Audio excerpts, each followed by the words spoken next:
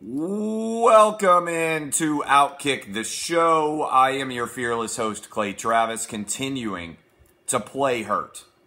Out here, battling, even though, as you can tell from my voice, I am far from 100%. Most guys in my business, they wouldn't have done 3 hours of radio this morning. They wouldn't be doing television later today. They wouldn't have written, and they certainly wouldn't be sitting down to talk to you on Periscope and Facebook and make you all rich with NFL and college football gambling picks. But I am not most people. I am going to fight through the sickness, the decrepitude, and rise like a phoenix from the ashes of illness. I am Clay Travis. Show is brought to you by Sportsbook Review. Get over there right now and make sure you get the best number no matter where you are. Sportsbookreview.com. Sportsbook Review, best numbers out there for the NFL and college football. And also, I want to tell you now, my guy Megyn Kelly is dominating at the Home Loan Expert. They are getting set up all over the country. And you can get hooked up now with a great new mortgage that will wipe out all your credit card debt. You ever have that feeling where you've got like 20% interest hanging over your head? Just about everybody in America has been there at some point in time where you get your credit card bill and you can't pay it off that month. And then it continues to accrue interest, and before long you're paying interest on the interest, and it's just hanging there right over your head. And that's pretty frustrating. And if you're fortunate enough to have bought a home, why wouldn't you replace all that credit card debt with a great new mortgage rate?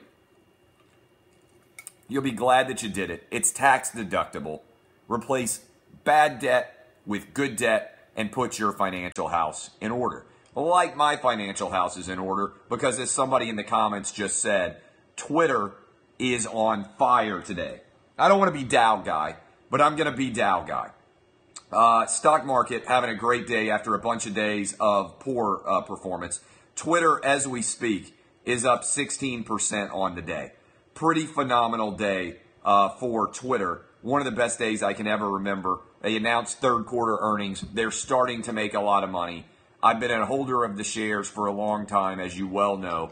I hope all of you are hooked up right now. All right, let's dive into the stories. Tonight, Thursday night football. I want to tell you again, check out my guy, Megyn Kelly, thehomeloanexpert.com. Tell him Clay Travis sent you. Tell him Outkick sent you.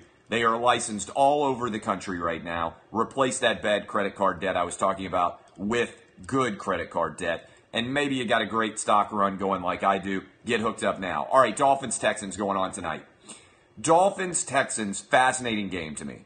You got Brock Osweiler. I mean that seriously. I'm not just saying that sarcastically. You got Brock Osweiler returning to Texas. I believe the last game he ever started for the Texans was the playoff game he won against the Oakland Raiders.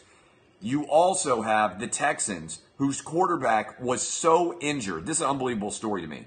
That Deshaun Watson was not allowed to be put on an airplane. They put him in a bus because they were afraid that his lungs were so severely injured that they were not going to be able to allow him to take the elevation in the airplane.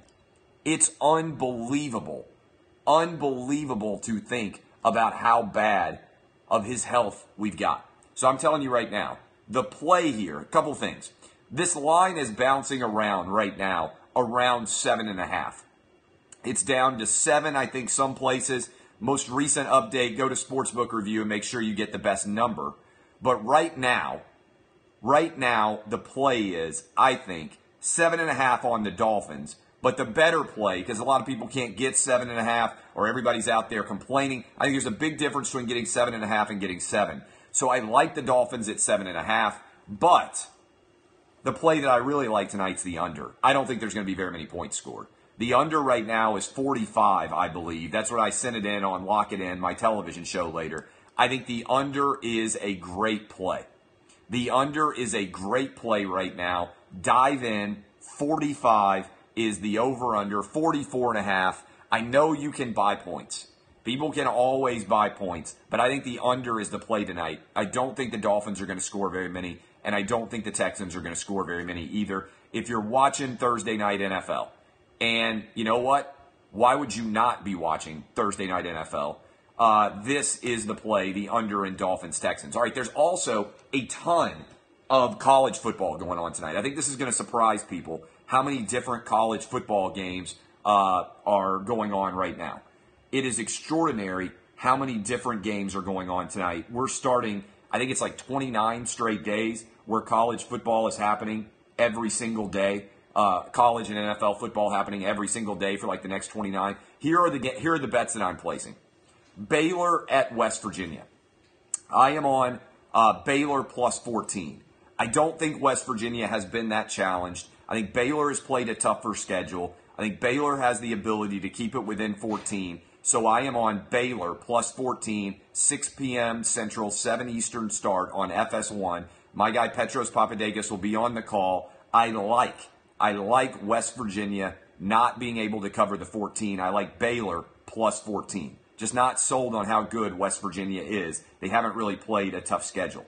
I also like the under on Georgia Tech, Virginia Tech tonight at Hokie High at Lane Stadium in Blacksburg. I like the under.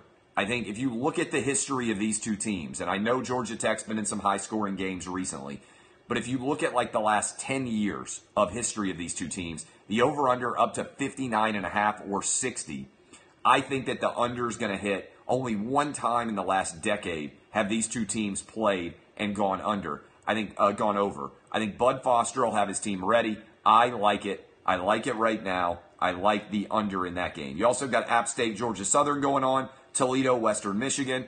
My guy Jason Whitlock bet me, even though I have no idea about the Ball State, Ohio game. He bet earlier in the week on Ball State. So that game is also starting tonight at 7 Eastern. All those games going on. Again, to recap my plays tonight, I like the under in Dolphins Texans. I like the under in Georgia Tech at Virginia Tech. And I like Baylor plus 14 on the road against West Virginia. All right, those are all of the plays that I have for college football and the NFL. Those are special sickness plays. I'm trying to have a Jordan flu-like game on Thursday night, trying to get well and also go 3-0 tonight. Those are my plays. And by the way, I got 10 plays that are up on the Outkick picks. These are not Outkick picks. These are me making additional picks on Thursday night. All right, couple of other thoughts. I want to talk about this bomb story. The bomb story to me continues to be a perfect example of everything that's wrong in American media. I don't know if you saw this, but CNN put out a statement angry at the president over this bomb situation, even though we have no idea who's responsible for it. I'm going to read the CNN statement, and this is from the president of CNN. This is a reasoned statement that they put out from their PR team, probably worked on it for hours. Nobody said, you know what, maybe this is not a good idea. Maybe we should wait and see who's responsible. This, to me, is evidence of everything that is wrong right now with the way the media works. Here's the statement from CNN President Jeffrey Zucker. There is a total and complete lack of understanding at the White House about the seriousness of their continued attacks on the media. The president, and especially the White House press secretary, should understand their words matter. Thus far, they have shown no comprehension of that. That's a statement you can put out anytime. I have no issues whatsoever with CNN deciding to attack Donald Trump and the press secretary because they are unhappy with some of the things that the president and the press secretary have said. That's fair game. CNN can fire back at Donald Trump just like Donald Trump and the press secretary are firing at them. I have zero complaints about CNN's rights or even CNN's willingness to put out that statement. Here is where I have an issue. They're doing it in an effort to make it look like Donald Trump is responsible for whoever has sent these bombs.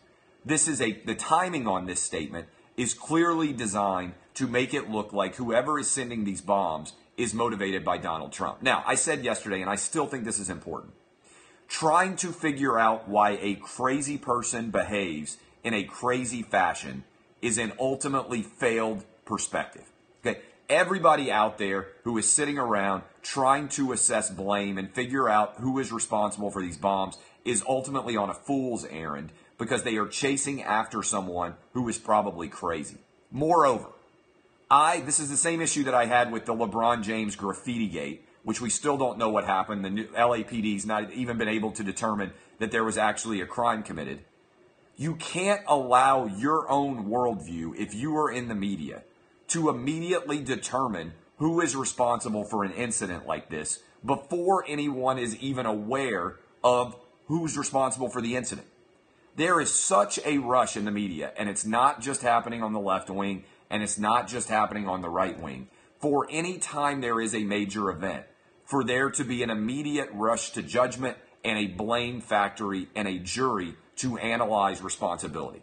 If we remember that shooting that happened in the Annapolis newspaper, what immediately happened on Twitter? Everybody took to Twitter who was a left-winger, and they said, this is what happens when Donald Trump enables criticism of the media. Somebody shows up and starts shooting up a newspaper. Turns out that had nothing to do with Donald Trump. Somebody drives into a Fox affiliate and tries to break in. Nobody immediately says, oh, that's Nancy Pelosi's fault, right? Some people probably do. But it's much more commonplace, I think, in the modern era for Republicans to get blamed anytime something bad happens, right? Even the Las Vegas shooting, which we still have no idea what happened, the mass shooting at the country music concert, we don't know what the motive was. We quickly moved from what happened to what was the motivation behind what happened. And my argument is pretty straightforward. We have seen so many stories where there has been a rush to judgment. Remember the alleged incidents going on where Jewish cemeteries were being defaced. And everybody immediately said, oh my God, why isn't the president apologizing? This is what happens when he allows anti-Semitism to run rampant. And then it turns out, you know who was responsible for all that stuff and all those bomb threats and everything else? Some random black dude who was extremely liberal and a Bernie Sanders supporter in Missouri. Had nothing to do with Donald Trump at all. What happens when tensions get inflamed is oftentimes crazy people behave in an even more crazy fashion.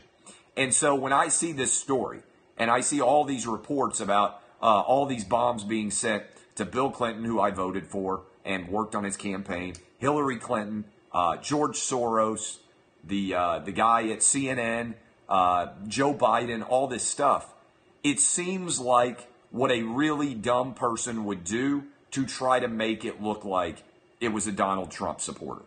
That's just me. I could certainly be a crazy right-wing ideologue who has mailed all these bombs. To me, it seems just as easy to believe that this is a left-winger who is trying to make the right wing look responsible and crazy for all these bombs, right? I just think, in general, there is a lot of crazy people that exist in America today, and the odds of being able to immediately diagnose who did it is highly unlikely based on you getting on social media and seeing a headline. When you float your theories without any evidence whatsoever of who is responsible, ultimately what you're doing is telling on yourself. And so I think it's equally, you can call me crazy, I think it's equally as likely that a crazy person is a left-winger who has sent these bombs as it is that it is a right-wing Donald Trump supporter who has sent these bombs. And so I think CNN's immediate decision to blame Donald Trump for what is being done makes absolutely no sense, because it's them projecting their worldview onto a crazy lunatic actor.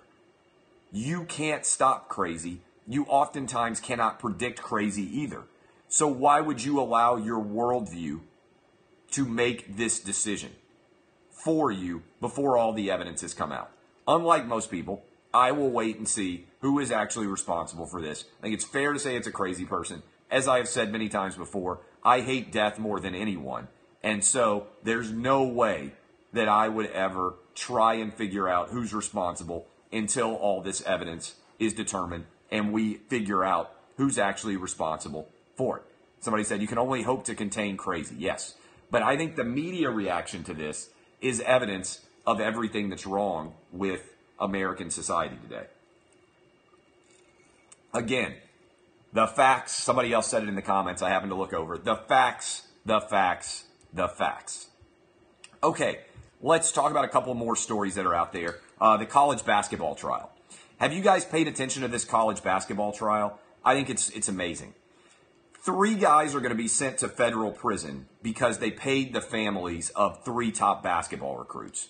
And effectively what this jury did by endorsing this as being a crime was they codified the NCAA rules as a legitimate reason why you should go to jail. I disagree with everything about this prosecution. I disagree with everything about this case. I don't think you should go to jail for paying somebody to go play college basketball or college football. I don't believe this is a crime. I said it at the time. I don't believe it's a fraud perpetrated on anybody. I don't believe that the universities themselves did not benefit. If you get a really good player that you would otherwise not get it, then to me, that is not a fraudulent act. A fraud to me is when you claim that you are going to get something and then you don't get that something.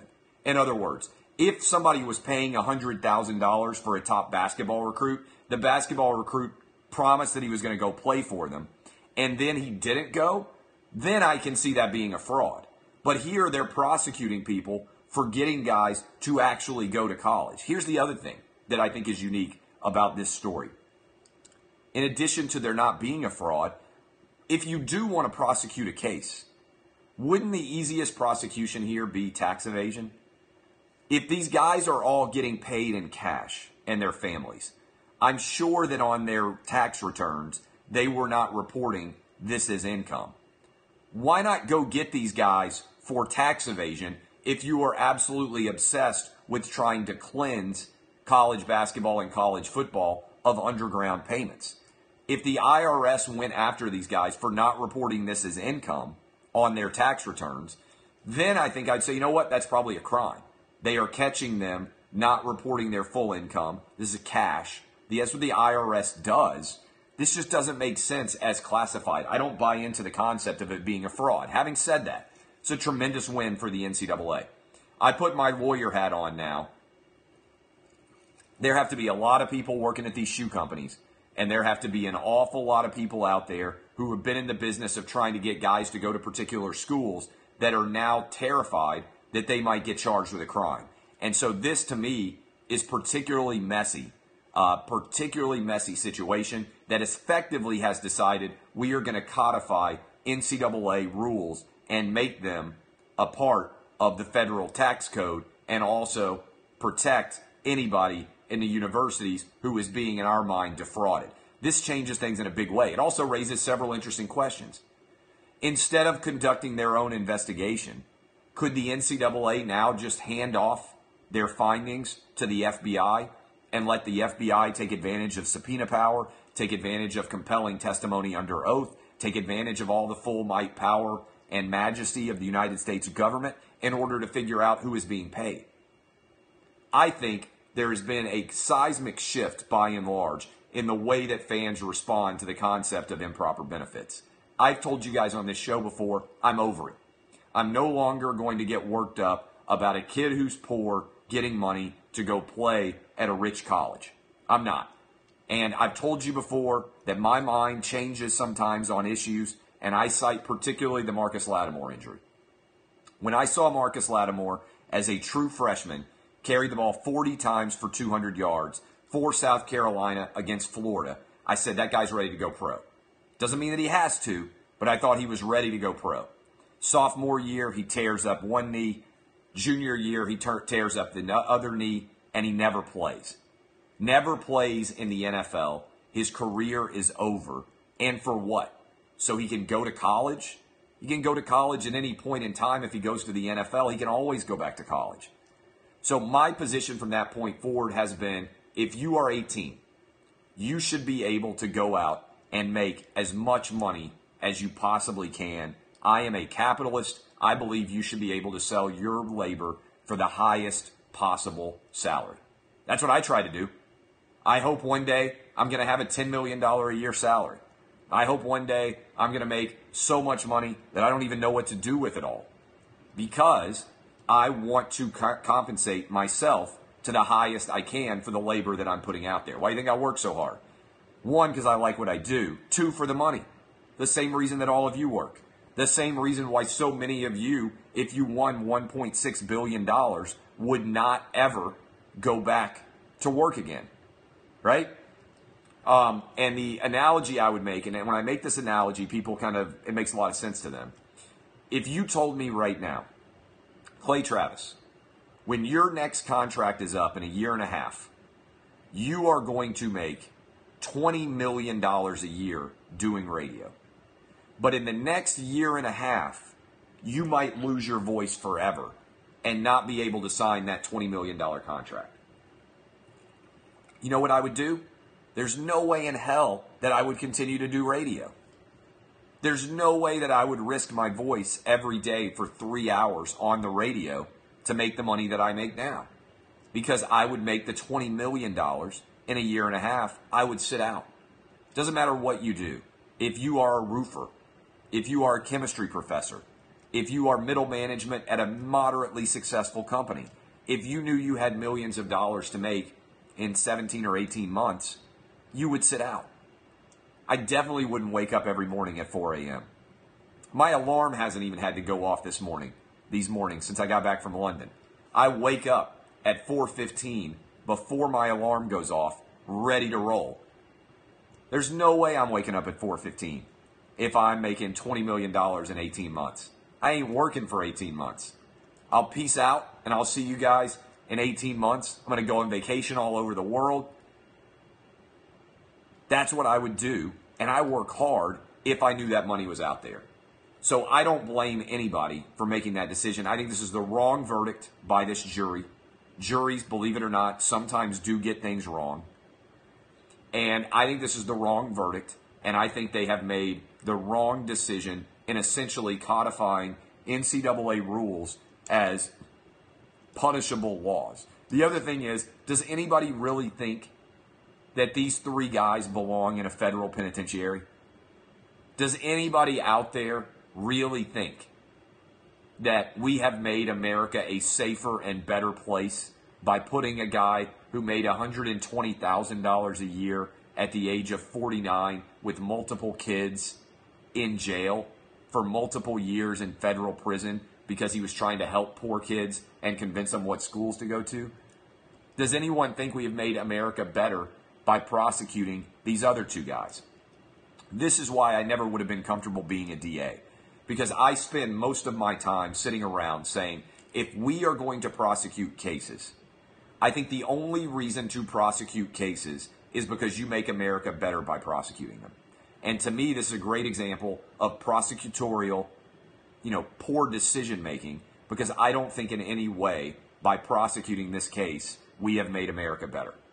So I think most of it is just a mess. Just a mess. Makes no sense. I think the jury got it wrong, and I think it's ultimately going to make college sports worse. The easy takeaway here is I don't care if poor kids make money to play college basketball or college football.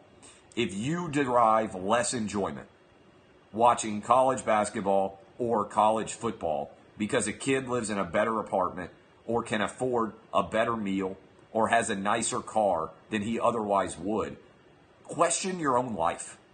Why do you care about another man's money so much? And why does it matter to you what the person is making in order to entertain you? I think something crazy. When I sit down and I'm incredibly entertained by someone, I think, by God, that person deserves my money. When I go see a Broadway play, I think, my God, that was really good. They deserve every dollar they got. When I go see a great concert, I don't think, man, I hope that guy performing up on that stage drives a shitty car. I think, by God, there's a reason why that guy made $50 million last year. When I read a great book, I don't think, man, I hope that guy's living in a shitty apartment working on his book. I think, man, the guy wrote a great book. I hope he made a lot of money for it. I'm a capitalist. And if you too are a capitalist, you shouldn't be dick watching other people's money. You should be rooting, helicopter dick style, for everybody to make as much money as they can. That is the fruition of the American dream. All right, this Megyn Kelly story. You thought Gus Malzahn was going to get a big buyout, maybe, at Auburn. Megyn Kelly is reportedly going to get $69 million. 69, yes. $69 million because she said she didn't know that blackface was bad. Now, first of all, I got to say this. How is it possible that Megyn Kelly is not aware that blackface is a bad idea? All right, let's just tossing this out there to start with. And if she didn't know it, this is why your staff matters so much on a show that you work on. Somebody should have raised their hand and said, Megyn Kelly, you know, there's a history of racism associated with blackface. So maybe on your television show that you're making $20 million a year to do, don't say that you don't understand what is going on when it comes to blackface. Maybe just an idea. Somebody on the staff should have been smart enough to point out the historical significance of that particular costume if she was not. Having said that, I do think this is a lot more likely a sign that her show was not doing that well and that the people at NBC did not like her that much. Because it seems to me that this was a huge blow up over, relatively speaking, not that big of a story. Like, I don't know that NBC News needed to do segments on Megyn Kelly's morning talk show analyzing it. To me, the hit was in. When your own network decides they're going to cover comments that you made on your show as news, then to me, that's a sign that they want you out. Now, you can say it's journalistically defensible, and it certainly is, but it's not very often that the network itself will end up going out and covering your controversial comments as a major news story. This is, in general, the way I feel about many stories that are done today. I just don't see why Megyn Kelly's opinion on Halloween costumes is a major international story, right? Like, there's no point in time where I was like, I wonder what Megyn Kelly thinks about Halloween costumes. Having said that, we have got way too many people in this country looking to be perpetually outraged by Halloween costumes, okay? Like, the New York Times did an entire piece on whether white kids could dress up in Black Panther costumes. Yes is the answer. Yes, my son loves the Black Panther. If he wears a Black Panther costume, that is perfectly fine, all right? There is zero doubt. Just like if a black kid dresses up as Thor because he loves Thor, that's fine. The purpose, I've always said this, the purpose of all great art or great commerce is to influence as many people as you can in a positive direction. I do think Megyn Kelly did not raise larger questions. And I think these are interesting questions. And I don't know enough about Megyn Kelly.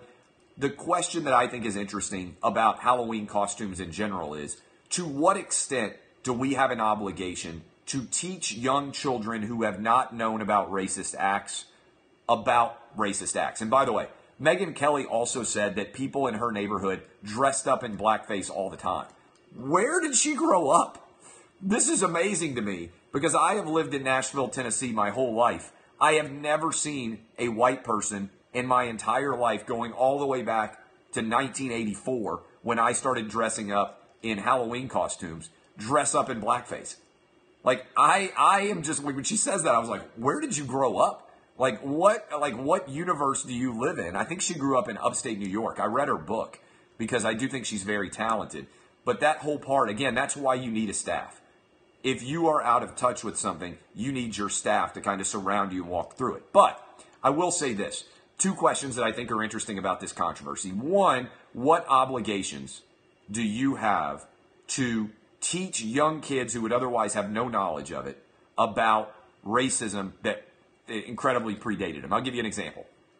If a kid is 16 years old and he's writing in his school newspaper, and he's writing about, he's writing about Cam Newton, and he thinks like Cam Newton is like a massive Tyrannosaurus Rex, or he's like a massive like King Kong, right? And he has no idea that there's any negative racial connotation with that.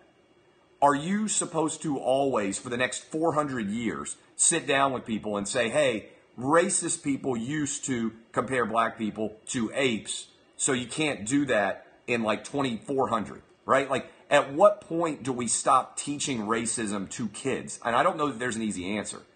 But if it's fine to say that that Cam Newton is, like Tyrannosaurus Rex, I think that a kid could innocently make that comparison and not know the historical relevance of it if he is 16 years old today. So I think that is an interesting story in and of itself. To what extent do we have an obligation to teach young kids who otherwise know nothing about it about past racism? And does that actually make things better? I don't know. It's an interesting question. And two, I think in a larger context, for Halloween costumes, why do we assume the worst?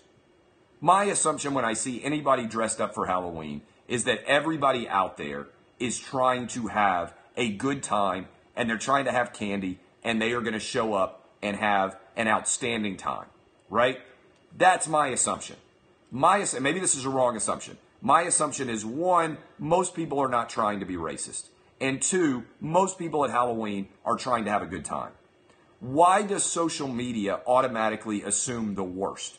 Why does social media automatically assume, oh, this is a clear attempt to be racist, when more likely than not, it's oftentimes a kid trying to be funny, trying to be entertaining? My final thought would be this.